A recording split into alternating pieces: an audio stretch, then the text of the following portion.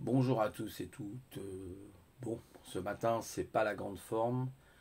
Euh, Pas bien dormi, puis j'ai des douleurs. Bon, voilà, au niveau des mains, avec le temps, là, c'est vraiment la galère. J'ai du mal au niveau de mes doigts, hein, au niveau articulaire. J'ai beaucoup de problèmes. Pourtant, je fais mon Qigong, justement, je fais du doing qui normalement m'aide justement au niveau de l'arthrose des mains. Euh, Il y a une maladie qu'on appelle la maladie de Dupuytren. Je ne sais pas si vous connaissez cette maladie, Dupuytren ou Dupuytren. Je ne sais plus si c'est Dubidrin ou Dupuytren.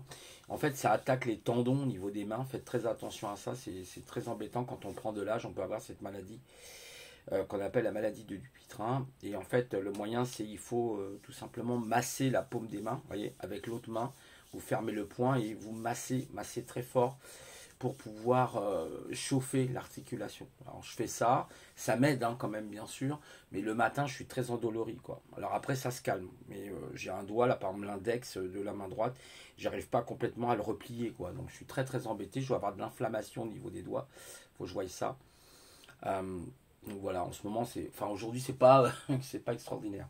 Alors par contre je réfléchissais, je pensais à une chose là par rapport alors il y a des personnes là justement auxquelles je suis abonné, comme qui sont dans la surdouance justement, comme par exemple, comment il s'appelle, qui est de la chaîne Université des hauts potentiels, Ganawel je crois.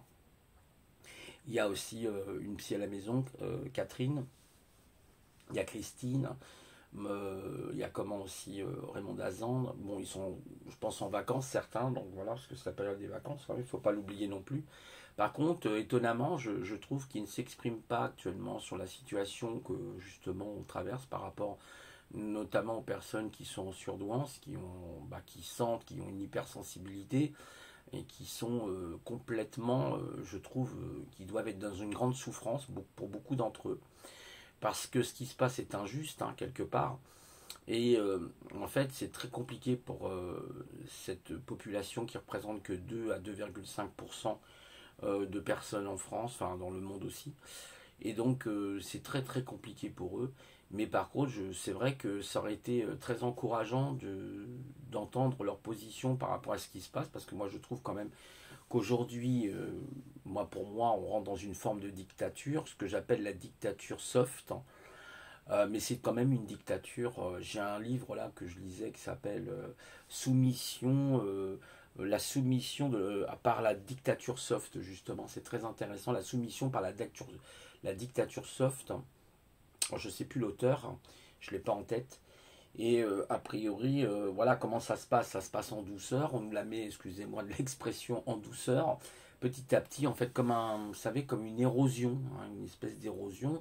On voit bien hein, ces pressions qui sont faites. Et puis, rien pour les traitements. Hein, c'est une catastrophe. Hein, on n'entend absolument pas parler des traitements. Alors, il suffit de traiter les gens. Voilà, bon. En Inde, par exemple, ils ont diminué le nombre de morts. Ils avaient, je crois, à un moment donné, il me semble, au mois de juin, ils avaient 4600 morts par jour, vous imaginez, c'est énorme, énorme. Et ils sont descendus plus qu'à 600. Hein, voilà pourquoi, bah, ils ont donné voilà, hein, la fameuse hydroxychloroquine et ça marche très bien. Bon, je ne vais pas trop parler de ça parce qu'après j'ai peur d'être straqué, mais bon, après coup, si je suis straqué, je suis straqué. Qu'est-ce qu'il faut bien à un moment donné que les vérités sortent. Hein. Et là, rien sur le traitement, rien, mais absolument rien, rien sur la prévention. On nous parle bien sûr de la distanciation sociale, mais la prévention, il suffit simplement aussi de prendre au niveau des aliments les bonnes choses, mais ça le gouvernement ne vous le dira jamais. Hein. Il ne vous dira pas qu'il est important de prendre beaucoup de vitamine C, de la vitamine D, du zinc, ça, voilà. Donc, et puis d'avoir une activité sportive si vous pouvez, etc. Même une petite activité sportive, hein, vous n'êtes pas obligé de faire 1 heure de course par jour. Hein. C'est pas ça du tout. Et donc, en fait, je sais pas, on est dans le flou. Et ça aurait été bien que justement les personnes qui sont dans cette sensibilité, même cette hypersensibilité, hein, parce que quand on est dans la surdouance, on est dans l'hypersthésie, hein, on ressent beaucoup les choses. Moi, je sais que je suis très sensible à la lumière, mais surtout les bruits. Les bruits, en plus j'ai des acouphènes, souvent l'oreille gauche, j'ai un acouphène qui est très gênant. J'arrive maintenant avec des plantes à le calmer un peu, mais c'est pas évident. Bon, l'hypersensibilité peut vous amener effectivement à fleur de peau, peut vous amener dans des états qui sont pas forcément très très bons. Il y a une forme de procrastination aussi qui est évidente hein, chez les personnes surdouées. Donc c'est pas simple à gérer. Là aujourd'hui par exemple je suis pas bien. Il y a des fois ça va aller et il y a des moments c'est la grande chute. Hein. Alors après certains diront oui mais ça peut être aussi la bipolarité. Vous êtes peut-être bipolaire. Alors le bipolaire moi d'après ce que j'ai pu comprendre, ce que j'ai pu analyser c'est que le bipolaire c'est plutôt une personne qui est sur une période plus longue de dépression, c'est-à-dire qu'il va pas, c'est pas une forme de dépression, c'est un passage de mélancolie, enfin je sais pas, une espèce de burn-out, hein, le terme souvent employé burn-out, mais qui va durer par exemple une semaine et puis hop, pendant une autre semaine, la personne qui est bipolaire va se retrouver dans la joie, dans la bonne humeur, etc. Et hop, ça repart après, vous voyez. Alors je dis pas c'est toutes les semaines, mais c'est beaucoup plus long dans le temps. Bon, après, moi je suis c'est ponctuel. Il y a des fois ça va aller. Et ben là, ce matin, non, ça va pas trop. Ça va pas trop du tout même. Enfin, c'est voilà, c'est pas la grande forme, on va dire.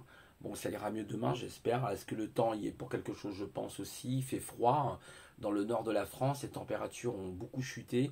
Beaucoup d'humidité dans l'air. Hein, jusqu'à 4. Je regardais ce matin, il y avait plus de 80% d'humidité là où j'étais. Donc c'est beaucoup, beaucoup d'eau, beaucoup de pluie. Vous avez vu en Allemagne, il y a eu des inondations, il y a eu plus de 70 morts. 90 morts même je crois, oui plus de 90 morts a priori, ça a l'air d'être très grave. Hein. Dans l'ouest de l'Allemagne il y a eu de grandes inondations. Voilà, c'est le Ragnarok qui commence certainement, hein. Après avoir tué Marianne, oui, le coq chante, hein, comme disait Oleg. J'ai bien aimé sa vidéo Oleg sur notamment pourquoi les religions justement elles-mêmes elles sont gardées de tout ça. Enfin, c'est assez bizarre. Allez voir. Hein. Vous allez sur Pagan TV, puis moi je vous en dis pas plus, vous verrez. Mais pour revenir donc au sujet, parce que je me suis encore égaré, excusez-moi. Chaque fois que c'est pareil, j'ai du mal avec ça. Je sais, je peux comprendre que ça doit vous agacer des fois de dire mais Didier arrête de changer tout le temps de sujet. Je le fais pas exprès, hein, croyez-moi, hein, je le fais pas exprès.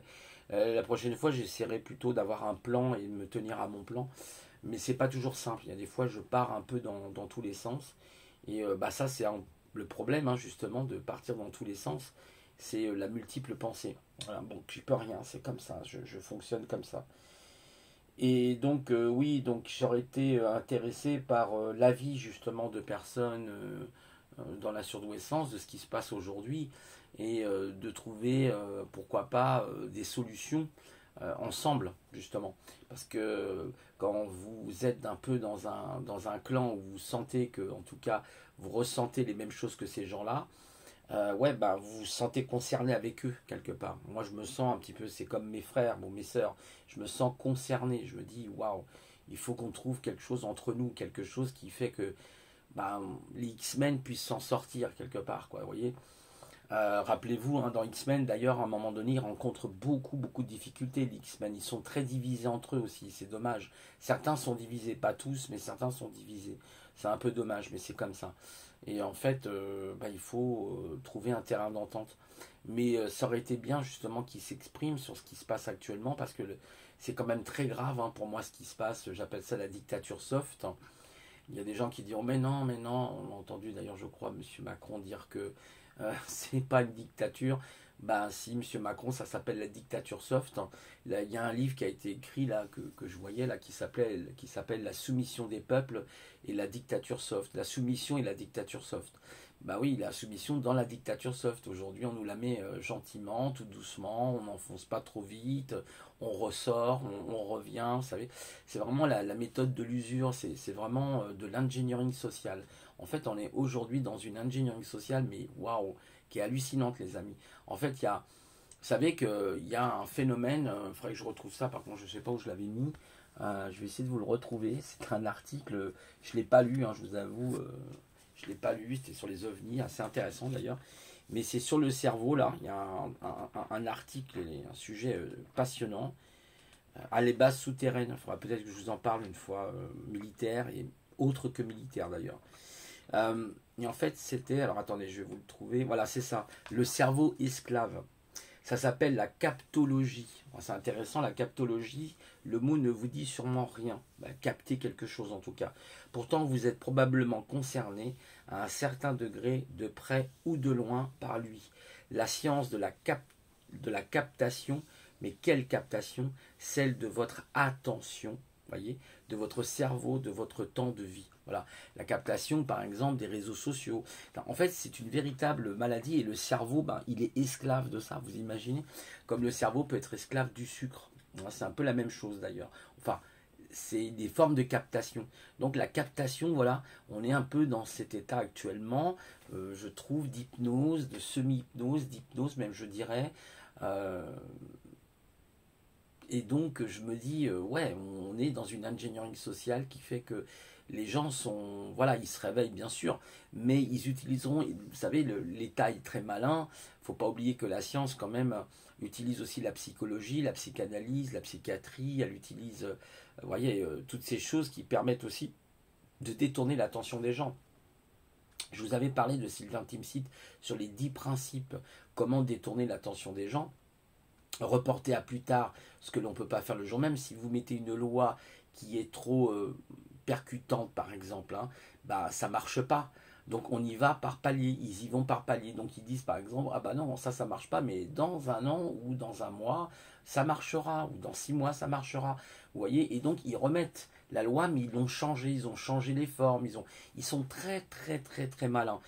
C'est aussi de distraire le peuple. Allez voir les 10 principes de Sylvain Timsit, distraire le peuple en s'amusant, en prenant les gens, en les occupant. Tiens, allez, va jouer à ton jeu vidéo, allez, va faire ceci, allez, va faire cela, va jouer à ton tiercé, va, regarde ton football, c'est bien, il n'y a pas de problème, mon ami, vas-y, vas-y. Vous savez, ça rappelle César qui disait donnez au peuple du pain et des jeux et du vin, et nous, on s'occupera du reste.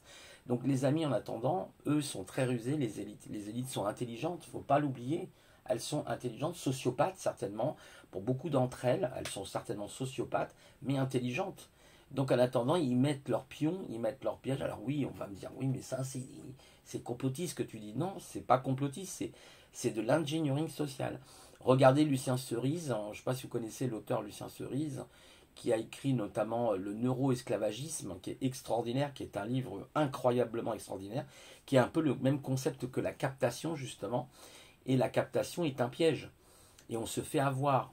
Notre cerveau nous trompe quelque part. Il nous met dans des illusions.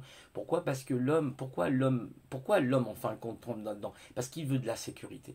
Voilà. On ne supporte pas l'insécurité. On ne supporte pas l'inconfort. Vous savez, la loi d'Hormèse, non, c'est pas pour nous. Donc c'est ça le piège. Le piège, c'est que quand on est dans un conformisme, dans un confort, on se fait piéger. On se fait piéger. Et les personnes en surdouance, ils ont cette hypersensibilité. Ils peuvent aussi se faire piéger par rapport à cette hypersensibilité qui est justement cette forme de confort en disant je suis dans mon confort donc je ne fais rien. Et c'est là que justement se déclenche le pire.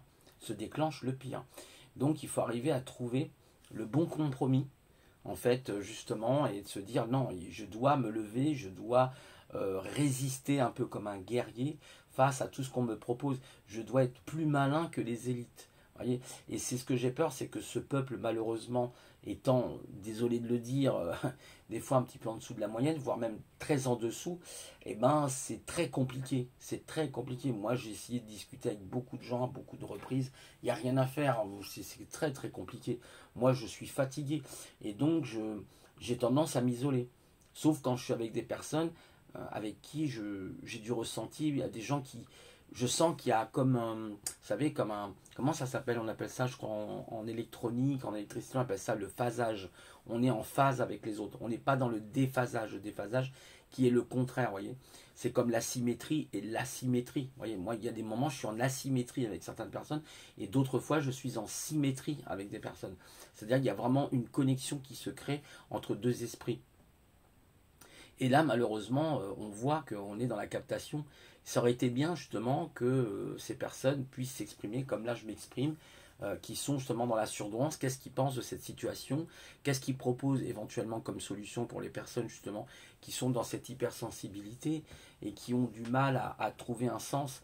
Donc, il faut essayer de trouver des points de résistance aujourd'hui, parce que ces élites-là ne nous veulent pas du bien, les amis. ils nous ne veulent pas du bien.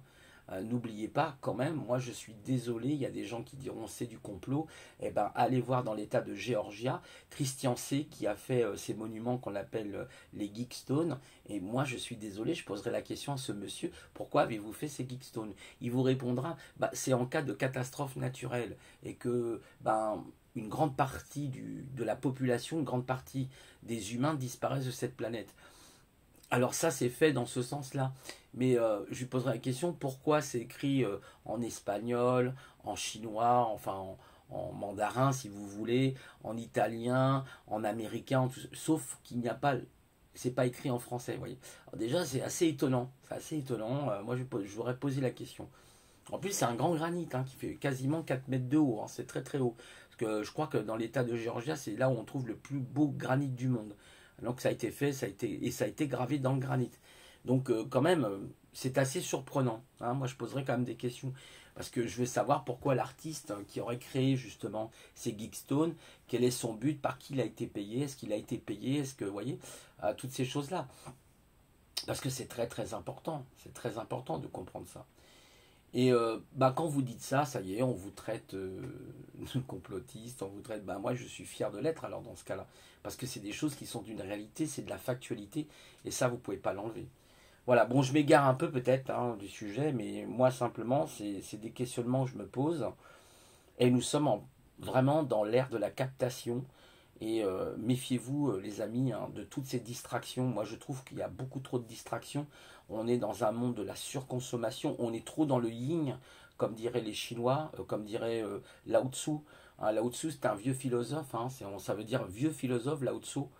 Et en fait, Lao Tzu avait expliqué comment se génère justement le yin et le yang, pour vous parler que par exemple le yin ça représente la mort, ça représente le féminin, ça représente la lune, ça représente le froid aussi, ça représente la nuit, et alors que le yang représente le soleil, représente le mouvement, vous voyez, ça, voilà, c'est tout le contraire du yin. Mais l'un ne va pas sans l'autre, même s'ils sont a priori opposés, ils sont en réalité complémentaires. Ils ont besoin de l'un et de l'autre.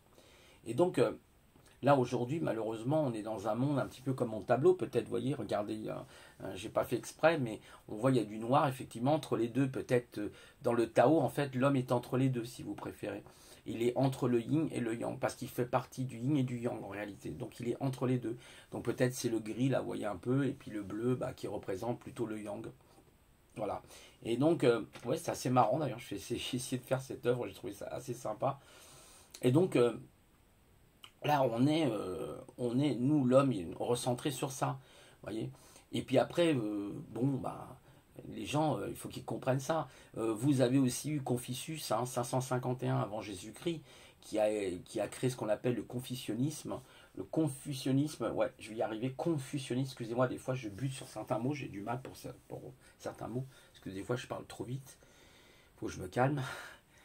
Et en fait, quelque part, ça c'est l'homme. Le confucianisme, tout est recentré sur l'homme. C'est la vie de l'homme, la vie dans la cité de l'homme. Confucius a parlé de la politique, il a parlé de la philosophie, il a parlé du social, hein, et il a expliqué que les rois doivent mettre en application les 5 principes, hein, qui sont la sagesse, la connaissance, la bonté, hein, aller vers les autres. Qu'est-ce que l'on voit aujourd'hui? C'est-à-dire que Confucius, quand il a dit ça, ça s'appliquait autant au roi, hein, à sa cour, qu'à l'homme du peuple. Et qu'est-ce que l'on voit aujourd'hui? Nos politiques, ils font quoi? Vous avez vu toute la corruption qui existe. Donc ces gens ne sont pas dans le confucianisme, ils sont loin d'appliquer les principes et les concepts du confucianisme. Donc c'est voilà, c'est vraiment ça aujourd'hui. Voyez, il y a vraiment une élite qui abonde vers l'argent, qui veut toujours plus d'argent. Quand vous voyez l'affaire, par exemple, rappelez-vous l'affaire Cahuzac, je n'ai pas de compte en Suisse, monsieur le juge.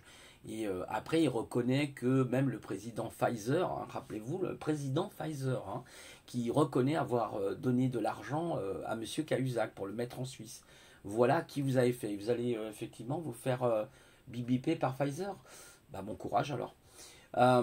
Donc on voit toute cette corruption qui est vraiment à l'œuvre hein, aujourd'hui. Et moi je suis désolé de le dire, il faudrait peut-être que ces personnes sont en surveillance se réveillent un peu. Parce que je trouve que la situation est quand même très critique. Elle est vraiment critique aujourd'hui. On a vraiment affaire à une dictature soft. Pour le moment, elle est soft, mais elle ne va pas durer longtemps. Enfin, alors, faut pas dire ça aux Gilets jaunes, du coup, parce qu'ils ont perdu des yeux, ils ont perdu des mains, des pieds. Il y a eu des morts dans les Gilets jaunes.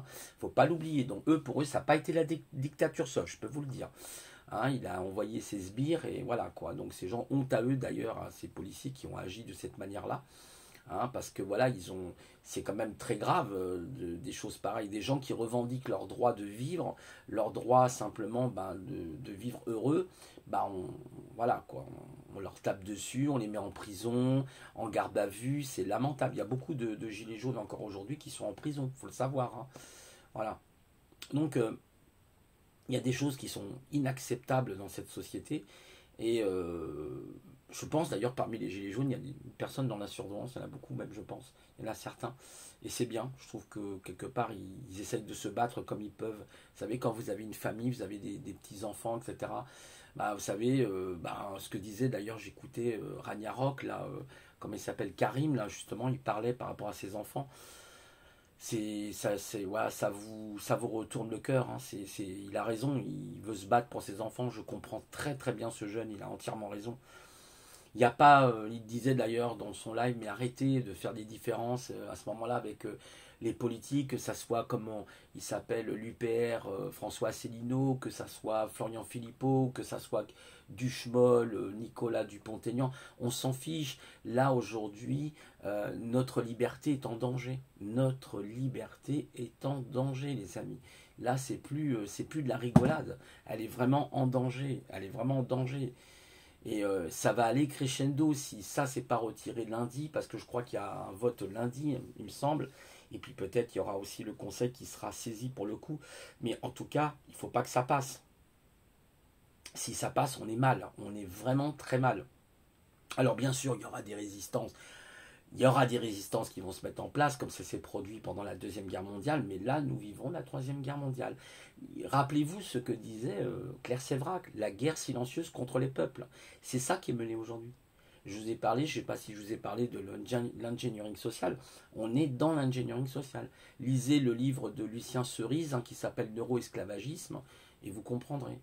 Et d'ailleurs, bizarrement, là, je vois même des séries qui sortent sur Netflix et peut-être d'autres plateformes là, où on voit, il y a une série qui est sortie là qui s'appelle Hack, Biohacked, les biohackers en fait. Vous voyez, en fait, on est en train peut-être de vivre justement dans ce monde du biohacking qui va avoir lieu bientôt, qui peut-être a déjà eu, qui est déjà même actuellement en place.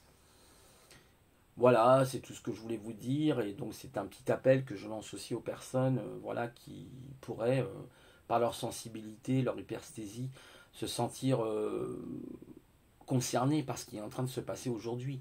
Parce que je ne supporte pas l'injustice, c'est quelque chose que je ne supporte pas. Je vais même pas endormir de la nuit, tellement ça me travaille. En ce moment, je n'ai pas un très bon sommeil. Tout ce qui se passe là, je suis pas tranquille du tout, quoi. Moi, j'ai une fille, vous voyez, je l'ai eu l'autre jour, là, qui travaille dans les crèches. Moi, j'ai dit à ma fille, il faut que tu refuses. Sinon, tu mets ta santé en danger. Je lui ai dit clairement, je suis très inquiet pour elle. Parce que moi, même si c'est mon enfant, elle a 26 ans quand même, voilà. Et je suis inquiet, quoi, de la situation actuelle. Et voilà. Alors oui, on peut aller manifester, il n'y a pas de problème. Moi, malheureusement, j'ai des problèmes actuellement au niveau de mes jambes et tout ça, donc c'est un peu compliqué parce que je fais du diabète, c'est pas très simple pour moi. Euh, mais je signe des pétitions, il y a d'autres moyens de faire les choses. Et de toute façon, on va passer par ces moyens-là parce que de toute façon, la manifestation, à un moment donné, ça marchera. Ça peut marcher, mais il faut des millions et des millions de gens. Il faudrait que quasiment il y ait, je sais pas, 10 ou 15 millions de personnes qui se mobilisent. Là, oui, euh, évidemment, ça peut apporter ses fruits, mais il faut surtout, à mon avis, il faut surtout agir sur le terrain. Voilà, sur le terrain, boycotter les restaurants, boycotter les cap. Vous allez voir, à un moment donné, ils vont péter un câble. Alors, c'est pas dans leur intérêt, à mon avis. C'est pas dans leur intérêt. Mais de toute façon, la France va vers la Grèce, je peux vous le dire. D'ici 2022, la France va vers la Grèce. C'est évident. C'est évident. Et là, ça va être très, très, très grave. Écoutez, Pierre Jovanovic, il en avait parlé. Bon, après, moi, Pierre Jovanovic, je ne suis pas non plus un Alferado de Jovanovic, parce que c'est aussi le pape. Là, voilà, encore, hein, de toute façon, ce que disait Oleg, allez voir la vidéo d'Oleg justement sur malheureusement le monothéisme qui est derrière ça. Hein. Vous allez vite comprendre ce qui se passe. Très très vite comprendre ce qui se passe. Allez voir hein, sur Pegan TV, je rappelle. Hein, Pegan, hein, comme ça se prononce, P-E-G-A-N, un peu plus loin TV. Et là, vous aurez la dernière vidéo qui vous parle du complot monothéiste, justement, par rapport à cette crise sanitaire. Vous allez voir, c'est très intéressant. Vous allez voir ce qui se passe justement pour les religions. Et là, c'est très très intéressant. Là, il n'y a pas de limite. Hein. Là, vous pouvez rentrer à 200 dans une église, il n'y a pas de souci. Non, non, tu touches pas à ceux qui prient. Donc, vous voyez. Et ensuite, bah, on dira, ah ben, vous voyez, ces révélations, chapitre 18, verset... Bon, en fait, c'est autoproclamé. C'est ce qu'on appelle les auto-prophéties, si vous préférez. Ah ben voyez, regardez les païens, regardez les serfs, voyez, regardez, ils ont accepté le pass, vous voyez, hein, c'est-à-dire la marque de la bête, voilà, ce que je vous ai dit. Voilà, donc ce qui est en train de se passer actuellement, c'est ce qui se met en place. Hein. Donc c'est un complot monothéiste qui est en train de se passer, vous verrez. Moi, pour moi, en tout cas, d'après les recherches que j'ai faites, vous verrez. Voilà. Donc, allez sur sa chaîne, et je vous dis pas plus. Regardez la dernière vidéo qu'il a faite et vous verrez ce qu'il dit. Voilà. Pour ceux qui veulent en savoir plus, qu'est-ce qui se passe réellement, ben, vous allez comprendre, entre autres. Vous verrez combien le pape a une puissance que vous ne pouvez pas imaginer. D'ailleurs, je crois que c'était à l'époque, il me semble, c'était zut, Taku qui en avait parlé. Hein, il avait parlé de la puissance papale, il me semble justement Taku, ben, il est dans le vrai. Il n'est pas du tout là où vous croyez, hein, le pouvoir. Bon, j'entends beaucoup oui, le sionisme, oui, certainement a un pouvoir, mais comme les francs-maçons, mais ceux qui sont derrière ça, c'est ceux qui sont vraiment bien en haut. Vous ne pourriez pas l'imaginer, quoi, un instant. Voilà. Donc allez voir, vous verrez. Et pour traiter les autres de mécréants. C'est-à-dire, voilà, un qui ne croit pas un Dieu, comme s'il y a un Dieu qui va descendre et tout ça. Non, c'est le Ragnarok qui va descendre, vous allez voir. Parce que là, maintenant, M. Macron a déclenché le coq. M. Macron, vous avez déclenché le chant du coq, c'est-à-dire la vengeance des dieux. Hein, Thor qui va bientôt s'occuper de vous, s'occuper de tout ce que vous êtes. De Thor, hein, d'ailleurs, j'ai appris qu'il y a eu la foudre qui est tombée à certains endroits. C'est assez surprenant, hein, très très surprenant. Regardez, même aujourd'hui, l'autre jour, d'ailleurs, j'étais même surpris parce que les températures n'étaient pas. Vous savez, quand il y a des éclairs, généralement, c'est parce qu'il fait lourd, il fait chaud, etc. Et là, il y avait des éclairs, mais c'était un truc incroyable. Je dis, mais comment ça se fait qu'il y a des éclairs avec une température comme ça, quoi? C'est assez surprenant. Il y a des phénomènes météorologiques très surprenants là. Bien sûr, il y a de la manipulation climatique, c'est possible aussi qu'on s'amuse avec ça, mais je pense aussi que peut-être Gaïa commence à se mettre en colère et que le Ragnarok, qui sait, on connaissait peut-être la légende du Ragnarok, hein, que peut-être il va se passer des choses. Voilà, et oui. Donc après, chacun voit midi à sa porte, bien sûr. Chacun après interprète selon sa culture, selon son pays, les choses. Mais par exemple, chez les Vikings, les Atlantes, oui, le Ragnarok était quelque chose qui existait bel et bien. Voilà, écoutez les amis, je vais vous laisser, parce que je suis très bavard. Malgré un peu la fatigue quand même, je ne suis pas trop en forme. Bon, ça ira mieux demain, j'espère. Et je vous souhaite une bonne journée à tous et toutes. Au revoir.